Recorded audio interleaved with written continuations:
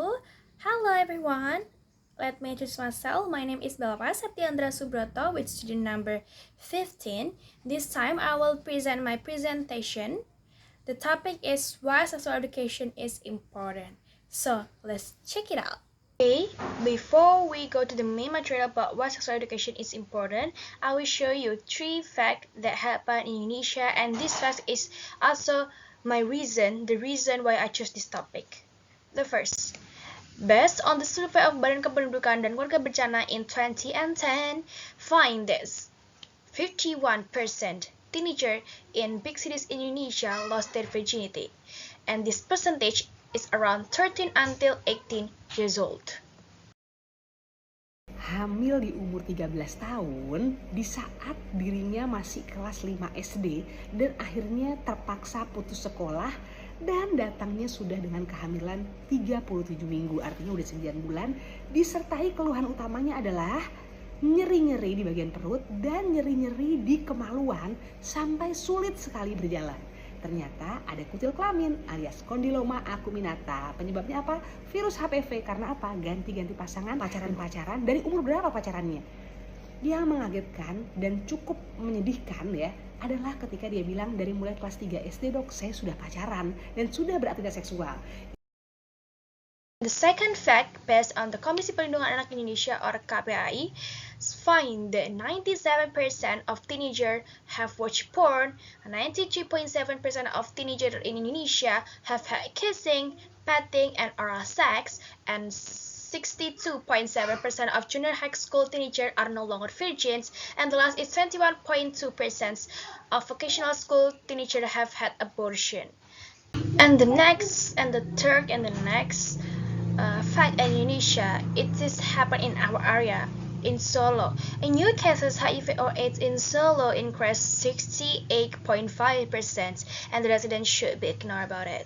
And the second picture say that LSL or laki suka laki, or we can say men like men, in Solo surrounding contribute to the most HIV numbers starting to appear among school children. Okay, and the next point is the consequences of free sex. So, the number 1 is causes various sexually transmitted diseases and contracted diseases, like in the picture, like hepatitis B, chlamydia, HIV, herpes, and others. Ya Allah, astagfirullahaladzim, 15 tahun hamil dengan kutil kelamin dan sifilis. Itu gimana sih ceritanya? Waktu aku tanya, sudah berapa lama pacaran? Pacaran yang ini 1 tahun. Sebelumnya pernah pacaran dengan 3 orang. Dan pertama kali beraktivitas seksual pada waktu anak ini kelas 6 SD, umur 12 tahun. Melakukan tindakan persalinan, kita lihat di vagina sampai anus full kutil kelamin, kondiloma acuminata ya. Lah lagi 15 tahun melahirkan di toilet sekolah. 15 tahun loh, gak ada suami, gak ada pacar, gak ada orang yang bertanggung jawab. Orang tuanya kaget pada saat kita telepon, dan yang lebih menyedihkan lagi, ada kutil kelamin di vagina sampai anusnya. Artinya sering banget berhubungan seksual, ganti-ganti pasangan. Saat pasien sudah sadar, sudah selesai dirawat di ICU, kita tanya, sebenarnya udah berapa kali hubungan seksual? Kok bisa di vagina sampai anusnya banyak kutil kelamin? Dia bilang sudah 5 kali, dok. Saya pacaran dan berhubungan seks dari kelas 1 SMP. And the number 2 is psychological consequences. It's like when she have free sex and her friends and her parents or her people in her environment know, she will get bullied by people around her. And the number 3 is unwanted pregnancy, as the picture showed that a student have pregnant, that she is still to be a student, that a student must only to study, not to have a children or a baby. And the next is what is sexual education. Sexual education is the knowledge taught about everything related to gender, like development of sex, male or female, genital reproductive function, development of reproductive organs in women and men, menstruation, and wet dreams. And also, sexual education also learn about the anatomy, the human body, psychology, the function of reproductive organs, and the anthropology, the human relation, like in developing personal, interpersonal abilities, sexual health, and sexual personality. Sexual education should be given to the children entering adulthood or adolescence, both through formal and informal education. And the next is purpose of sexual education. Number one is prevent child abuse. Child abuse like the physical abuse, emotional abuse, and social abuse. And this is the cases of sexuality issues in children. Child sexual violence cases reached 3,000 in 2023. And the next is chronology of sexual violence for almost 20 years against children in Oropagens in Tangerang. This is like the serious thing that we should recognize, that we should pay attention for this. So we must to learn the sexual education well to reduce the sexual harassment in children. Inilah rekaman CCTV aksi penganiayaan yang dilakukan Lima Siro, seorang asisten rumah tangga terhadap anak majikannya yang masih berusia balita di kota Semarang, Jawa Tengah. Number two is prevent teenage pregnancies. Number three is prevent unreached sex. Number four is lower sexually transmitted infection. And number five is clarify gender role for young people. So, gender role are sociological expectation of how people should behave based on their gender. Like men are often expected to be provider, emotionally reserved, and leaders, and women are typically seen as a caretakers, nurturing and focused on appearance. And the non-binary and gender-fluid individuals may face more fluid expectation but still navigate social pressures. This rule can limit personal freedom and opportunities, but society is increasingly embracing more flexible, equal approaches to gender. In short, understanding gender role help prevent sexual harassment by encourage respect, equality, and clear communication, make it easier to identify and address inappropriate action before they escalate. So, and the next is the advantage of sexual education. Number one is reduce sexual harassment. Number two is educate on handling sexual harassment sign. Before number one, I said that reduce sexual harassment is like we should know what is sexual harassment is, what the example, what is the factor, and what is the consequence about sexual harassment, like I said in the previous slide. And number two is educate on handling sexual harassment sign. If you know what sexual harassment is, you will know how to handling that. And in sexual education, also educate about that. Number three is increase sexual safety for adolescents. Number four is raises awareness of sexuality issues. Number five is understanding sexuality issues in children. It's like we should differentiate the healthy parenting love and the sexual harassment or abuse. Like the example of healthy parental love include offering attention and affection through appropriate hugs or kisses on the cheek. Number two is teaching values, providing emotional support, and spending quality time with the child.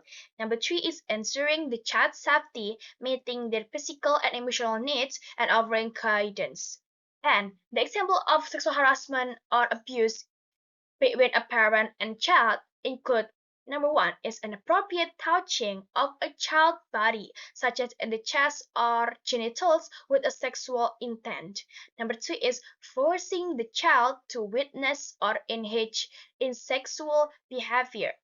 And number three is touching or behaving sexually in ways that exploit the power dynamic or manipulate the child. These abusive actions are harmful and illegal. Parental love should always create a sense of safety, not involve action that harm or exploit the child. And the number six is identifies factors causing sexuality issues. I think if you know what sexuality harassment is, if you know if you know how to handle the sexual harassment side, you know the sexual issues in children, you will know what the factor that causes sexuality issues. So this is a platform that we can use to learn sexual education. It's taulebi.com. It's a platform that Islam based. I will I will share how the platform look.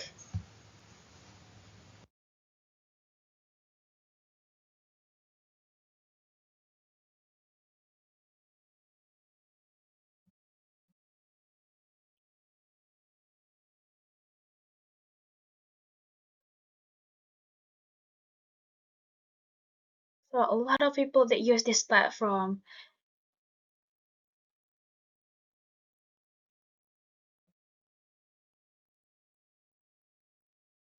So and this platform also give the a lot of article that relate to sexual harassment, sexual education that you can read this, and I'll share this short article if you not want to read the long article about the gender.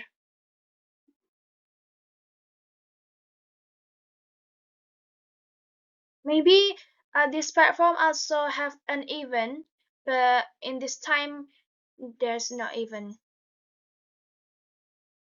This is like the facility that you can get if you uh, visit this platform.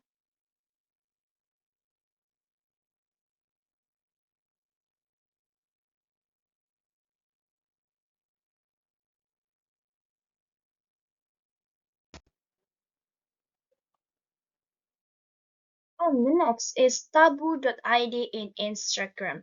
It is a platform, also a sexual education platform, but in general, not only Islam based. And you can search in your Instagram. I'm sure that you have Instagram, so you can search taboo.id. The username is taboo.id. I will show you what the taboo.id look.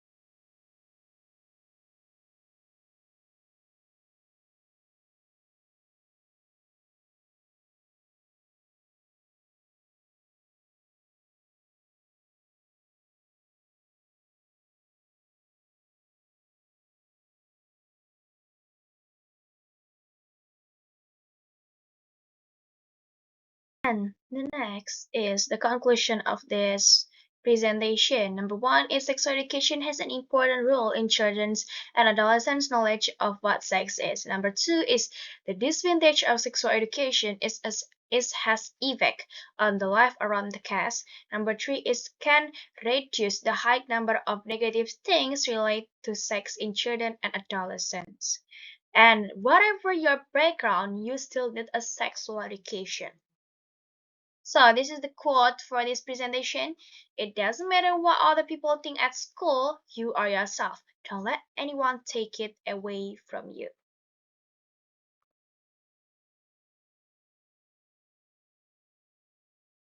Okay, that's all about my presentation. I hope this presentation is useful and can make a valuable knowledge for you. I'm sorry if there is a mistake when I present my presentation. Wassalamualaikum warahmatullahi wabarakatuh.